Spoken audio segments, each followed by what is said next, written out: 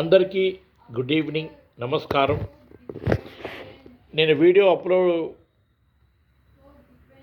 చేయలేదు అని గమనించే వాళ్ళు ఉన్నారు.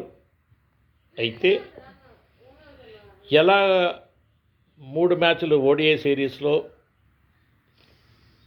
ఇంగ్లాండ్ వాళ్ళు సిరీస్ని వాళ్ళు కైవసం చేసుకున్నారు, ఎటువంటి బ్యాటింగ్ డిస్ప్లే చేశారు, ఆల్ టైమ్ హయ్యెస్ట్ స్కోర్ని వాళ్ళు నమోదు చేశారు.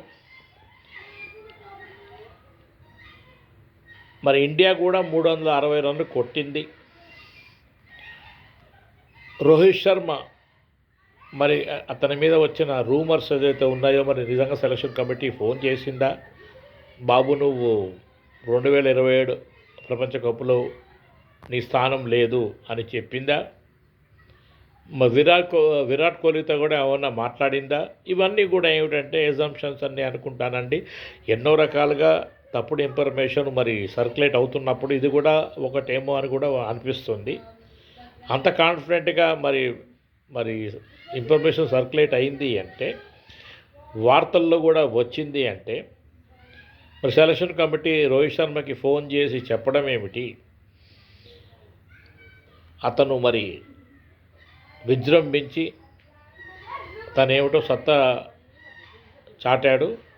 నా వీడియో చూసినట్టయితే మీరు దాంట్లో నేను క్లియర్గా చెప్పాను, Rohit Sharma can prove selectors wrong అన్నట్టుగా నేను దానికి టైటిల్ పెట్టి నేను వీడియో కూడా అప్లోడ్ చేశాను.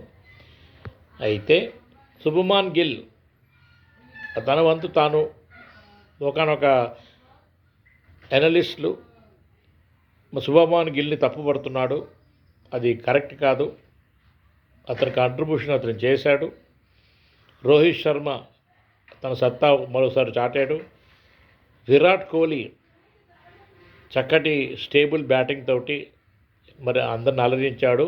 ఏది ఏమైనా మ్యాచు వాళ్ళ గ్రౌండ్లో ఆడుతున్నాము, లైఫ్లెస్ పిచ్చు, టాస్ గెలిచి బ్యాటింగ్ తీసుకుని 388 టార్గెట్గా ఉన్నప్పుడు సహజము. బౌలర్సు రకరకాలుగా ఎక్స్పెరిమెంట్ చేస్తారు, మన పేషెన్స్ లెవెల్ని వాళ్ళు టెస్ట్ చేస్తారు, ఫీల్డింగ్ని స్ప్రెడ్ చేసి టైట్గా వేస్తారు లైన్ అండ్ లెంత్ తోటి. వికెట్లు పడకపోయినా పర్వాలేదు కానీ రన్లు మాత్రం కట్టడి చేయాలి అన్న ధైర్యంతో బౌలర్సు ఎక్స్పెరిమెంటల్గా కూడా వేస్తారు. అది అధిక స్కోరు ఉండడం వల్ల స్కోర్ బోర్డు మీద ఒక బౌలర్ ఎంజాయ్ చేసే తీరు. అయితే ఇవన్నీ ఒక పక్క అయితే మరి మన కాంబినేషన్ కరెక్ట్గా ఉందా? టాస్ ఒక ఫ్యాక్ట్ అయితే యువరాజ్ సింగ్ లాంటి దిగ్గజ మన క్రికెటర్ వచ్చి గంట కొట్టి మ్యాచ్ని మొదలుపెట్టినప్పుడు, మనం గ్యారీ సోబర్స్కి నివాళులు అర్పిస్తున్నప్పుడు అనేక మంది ప్రముఖులు, ఇటు ఎంఎస్ ధోని కావచ్చు, యువరాజ్ సింగ్ కావచ్చు, మరి సైఫ్ అలీ ఖాన్ కావచ్చు, అనేక ప్రముఖులు కూడా, అంటే ప్రముఖులను ఎందుకన్నానంటే సెలబ్రిటీస్ అన్న ఉద్దేశం అండి. సైఫ్ అలీ ఖాన్ని హైలైట్ చేయడం నా ఉద్దేశం కాదు. ప్రముఖులు ఆ మ్యాచ్ చూడడానికి వెళ్ళారు అంటే ఈ మ్యాచ్ యొక్క ప్రాముఖ్యత లార్డ్స్లో ఎంత ఉంది అని చెప్పడానికి మాత్రమే నేను ఈ మాట చెప్తున్నాను. ఇటువంటి మ్యాచ్ మనం గెలిచి ఉండాల్సింది, సిరీస్ అన్న కనీసం కైవసం చేసుకోవాల్సింది. ఎందుకు మనం ఓడిపోవాల్సి వచ్చింది అన్నప్పుడు టీమ్ కాంబినేషన్ సరిగ్గా లేదేమో, వాళ్ళ గ్రౌండ్ గురించి వాళ్ళకి తెలుసు, అయినప్పటికీ కూడా వాళ్ళు స్పిన్నర్స్ని టీంలో ఆడిచ్చారు, ధైర్యంగా వాళ్ళు ఆ స్పిన్నర్స్కి బౌలింగ్ ఇచ్చారు. అంత స్పిన్ లేకపోయినప్పటికీ లైన్ అండ్ లెంత్ తోటి కట్టడి చేస్తూ వాళ్ళు మన వాళ్ళని పరీక్షించారు. అదే పని మనం ఎందుకు చేయలేకపోయాము? మన టీం ఎందుకు కాంబినేషన్ సరిగ్గా లేదు? మరి కుల్దీప్ యాదవ్ని మరి టూర్లో పట్టుకుపోవడం ఎందుకు? అతన్ని మాత్రము ఓన్లీ బెంచ్కి పరిమితం చేసి అతనికి అవకాశాలు ఇవ్వకుండా కూర్చోబెట్టడం ఎందుకు? Experienced bowler always try to study the batter, because ఆడిన ఎక్స్పీరియన్స్ ఉంటుంది కాబట్టి సిచ్యువేషన్ బట్టి తను మోల్డ్ చేసుకుని పిచ్ కండిషన్స్ను బట్టి లైన్ అండ్ లెంత్ తోటి కొంచెమన్నా అతను కంట్రోల్ చేసి ఉండేవాడు. 388 రన్లు మనం వాళ్ళని కొట్టనిచ్చేవాళ్ళం కాదేమో. మొదటి నుంచి ప్రతి వీడియోలో నేను చెప్తున్నానండి, కుల్దీప్ యాదవ్ని ఎందుకు పట్టుకెళ్ళారు, ఎందుకు ఈ అవకాశం ఇవ్వట్లేదు. ఓకే, మన దగ్గర ప్రిన్స్ యాదవ్కి, గుర్నూర్ బ్రార్కి, ప్రసిద్ధ కృష్ణ ఈ బౌలర్స్ ఉన్నారు. లేదంటే హర్షదీప్ సింగ్, బూమ్రా మంచి బౌలింగ్ అటాక్ మనకి ఉంది. వీళ్ళకి ఎక్స్పీరియన్సు చక్కగా వచ్చి ఉంటుంది. ఎందుకంటే ఓడిపోయినప్పుడు నేర్చుకునే విషయాలు ఎక్కువ ఉంటాయండి గెలవడం కన్నా. అది మొదలడం ఒక పాజిటివ్ స్టేట్మెంట్ నేను ఇస్తాను ఎప్పుడు. ఓడిపోయినప్పుడు ఈ యంగ్ ప్లేయర్స్ ఎప్పుడైతే టీంలో ఉన్నారో ఏ విధంగా ఆ బ్యాటర్స్ ఆడారని బ్యాటర్స్ కూడా నేర్చుకుంటారు. ఎటువంటి బ్యాటర్కి ఎటువంటి బౌలింగ్ వేస్తే పనిష్ చేస్తాడు, ఒక ఎక్స్పీరియన్స్డ్ బ్యాటర్ అనే ఎక్స్పీరియన్స్ బౌలర్ కూడా వస్తుంది. ఎంత ఎక్స్పోజర్ వచ్చినప్పటికీ రిజల్ట్ అనేది రిజల్ట్ కాబట్టి, ఫ్యాన్స్ డిసప్పాయింట్ అయిపోతారు కాబట్టి ఒత్తిడి వాళ్ళ మీద తప్పకుండా ఉంటుంది. ఏది ఏమైనా సెలక్షన్ కమిటీ ఒక టీముని తయారు చేసి టూర్కి పంపింది. రాబోయే టూర్ లోపల వీళ్ళకి అవకాశాలు మెండుగా ఉన్నాయని ప్రామిస్తో కూడా వాళ్ళని దింపి ఉండొచ్చు. ఏది ఏమైనప్పటికీ కూడా నిన్న మ్యాచ్ ఓడిపోవడంలో 360 రన్లు మనం కొట్టినప్పటికీ రోహిత్ శర్మ తన సత్తా చాటాడు, తను ఫామ్ ఏం కోల్పోలేదు, మంచిగా ఆడాడు అని మాత్రం ఒకటి తెలుసుకోవాలి. మరి 2027 వరల్డ్ కప్లో ఉంటాడా లేదా అనేది it's a matter of discussion. Selection committee idea on him. మళ్ళీ వాళ్ళు ఏమైనా డిసిషన్ వెనక్కి తీసుకుంటారా అనే విషయం కూడా వాళ్ళు మాట్లాడుకుంటారు. విరాట్ కోహ్లీ కూడా రోహిత్ శర్మతో కలిసి 400 మ్యాచ్లు అతను ఆడాడు అంటే అదొక రికార్డ్ అని కూడా చెప్పుకుంటాము. మనం ఈ రికార్డ్స్ని మాత్రం మాట్లాడుతూ ఉంటాము. గెలిపోవడంల గురించి మనం ఎక్కువ డిస్కస్ చేయము. అదొక ప్రాబ్లం ఇండియా మ్యాచ్ల విషయంలో. అందరూ గ్రేట్ ప్లేయర్లే, అందరికీ రికార్డ్స్ ఉంటాయి. కానీ ఎన్ని మ్యాచ్లు మనం గెలుస్తున్నాము, ఎన్ని మ్యాచ్లు ఓడిపోతున్నాము, క్యాప్టెన్సీ లోపాలు ఏమైనా ఉన్నాయా, ఫీల్డింగ్ స్టాండర్డ్స్ ఎలా ఉంటున్నాయి, వీటి గురించి ఎక్కువ మాట్లాడితే మంచిదేమో అని నా ఉద్దేశం. అంతకంటే ఏం లేదండి. వీళ్ళని కించపరచాలని నా ఉద్దేశం కాదు, తక్కువ చేసి చూపించాలని నా ఉద్దేశం కాదు. టీమ్ కాంబినేషన్ గురించి డిస్కషన్ ఏ లెవెల్లో అవుతుందో కూడా మనం బయట కూర్చొని మనం ఎనలైజ్ చేయలేము. అయితే ఒక ఎక్స్పీరియన్స్ స్పిన్నర్ని టీములు తీసుకున్నప్పుడు అక్షర్ పటేల్ తన జాబ్ తను చేస్తున్నప్పటికీ వాషింగ్టన్ సుందరు మెయిన్ యాజ్ అ బ్యాటర్గా తీసుకుంటున్నారా, యాజ్ అ బౌలర్గా తీసుకుంటున్నారా అనే క్లారిటీ ఒకటి ఉండాలి.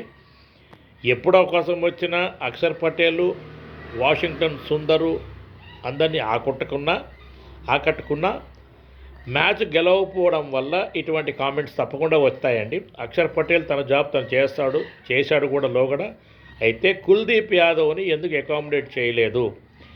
జస్ప్రీత్ బుమ్రా ఒక బౌలర్ అంటే వాళ్ళు కొంచెము ఆచితూచి ఆడే బ్యాటర్స్ ఉన్నారు. జస్ప్రీత్ బుమ్రా ఒక ఫుల్ ఫ్లెడ్జ్డ్ ఇంటర్నేషనల్ లెవెల్ ఒక మంచి బౌలర్ ఇండియాకి దొరికాడు చాలా రోజుల తర్వాత భగవంతుడు దయ వల్ల. అయితే బుమ్రాని ఎందుకు ఆడించలేదు? నేను నా 11 ప్లేయర్ల లిస్టులో నేను ఇచ్చినప్పుడు నేను ఇటు హర్షదీప్ సింగ్ అని బుమ్రా అని ఇచ్చిన మాట వాస్తవం. అయితే ప్రసిద్ధ కృష్ణ కానీ గుర్నూర్ బ్రార్ బదులు కనీసము జస్ప్రీత్ బుమ్రా తీసుకుని ఉంటే బాగుండేది. ఇంకొక బౌలర్ను కూడా డ్రాప్ చేసి ఎవరన్నా ఉన్నారేమో టీంలో అని ఆలోచించి ఎవరిని డ్రాప్ చేసి మరి కుల్దీప్ యాదవ్ని మనము ఇన్వాల్వ్ చేయాలి అంటే అక్కడ అక్షర్ పటేల్ మాత్రమే కనబడుతున్నాడు. అక్షర్ పటేల్ లాంటి బౌలర్ని మనం ఉంచాలి అనుకున్నప్పుడు కేఎల్ రాహుల్ మొదటి నుంచి ఫెయిల్ అవుతున్నాడు. కేఎల్ రాహుల్ని డ్రాప్ చేసి ఒక బ్యాట్స్మెన్ రీప్లేస్ చేయాలి కాబట్టి ఆ స్ట్రాటజీతో ఏమన్నా మరి వాళ్ళు ఆలోచించారో తెలియదు. కానీ కేఎల్ రాహుల్ని తీసుకోకుండా ఆ స్థానం లోపల కుల్దీప్ యాదవ్కి మనం స్థానం కల్పించి ఉంటే కుల్దీప్ యాదవ్ సాటిస్ఫై చేసేవాడు. కొంచెమన్నా ఇటువంటి డ్రై పిచ్చెస్ మీద బౌలింగ్ వేసిన ఘనత అతనికి దక్కుతుంది. రాబోయే ప్రపంచ కప్పులో మరి కుల్దీప్ యాదవ్ ఉండడం లేదో మనకి తెలియదు. కానీ ఇటువంటి పిచ్చెస్ మీద అవతల వాళ్ళు డామినేట్ చేస్తున్నప్పుడు ఇటువంటి ఎక్స్పీరియన్స్ స్పిన్నర్స్ కనుక మనం ఎక్స్పోజ్ చేసినట్టయితే వీళ్ళు చక్కగా నేర్చుకుంటారు, ప్రపంచ కప్లో మనం ధీటుగా సమాధానం చెప్తాము అని మాత్రం నేను తప్పకుండా నమ్ముతాను. ఇది నేను చెప్పబోయే విషయాలండి. అనేక మంది అనలిస్టులు మాట్లాడవచ్చు, చక్కటి పాయింట్స్ చెప్పవచ్చు. కుల్దీప్ యాదవ్ని తీసుకోలేదని వాళ్ళు కూడా చెప్పి ఉండొచ్చు. ఎందుకు కుల్దీప్ యాదవ్ తీసుకోవాలి అనే వివరణ నేను ఇస్తున్నాను. ఇటువంటి గ్రౌండ్స్ లోపల ప్యూర్ బ్యాటింగ్ పిచ్చు, లైఫ్లెస్ పిచ్చు. నేను నా వీడియో లోపల ఫీల్డింగ్ తీసుకుంటే మంచిది అని చెప్పి ఉండవచ్చు.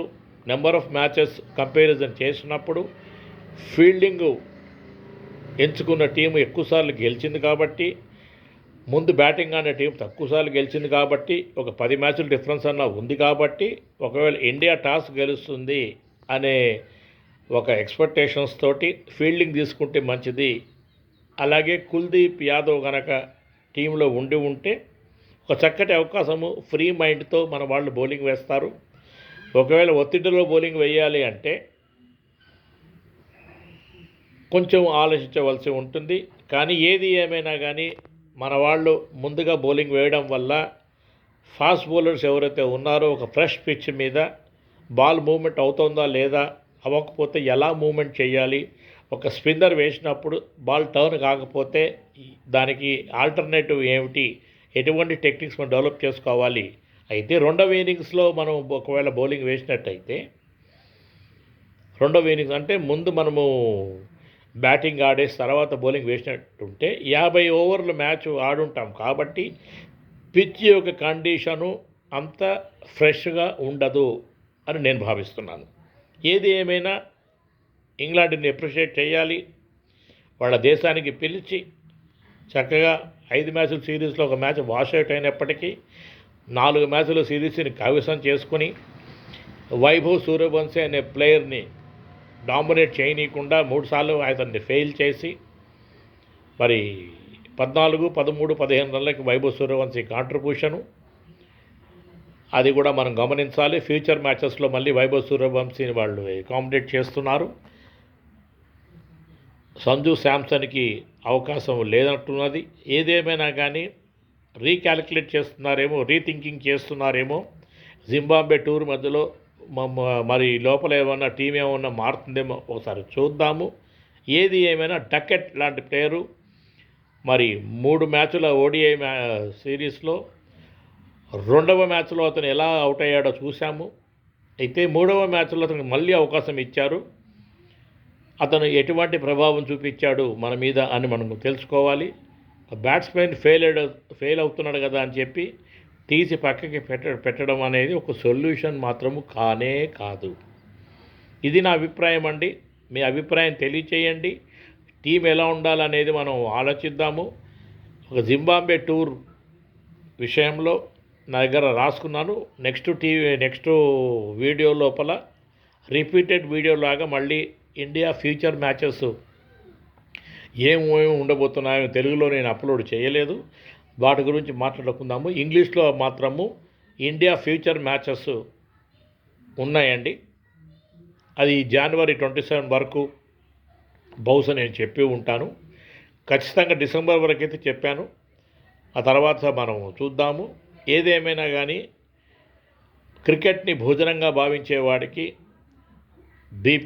బీసీసీఐ చక్కటి భోజనం పెడుతోంది.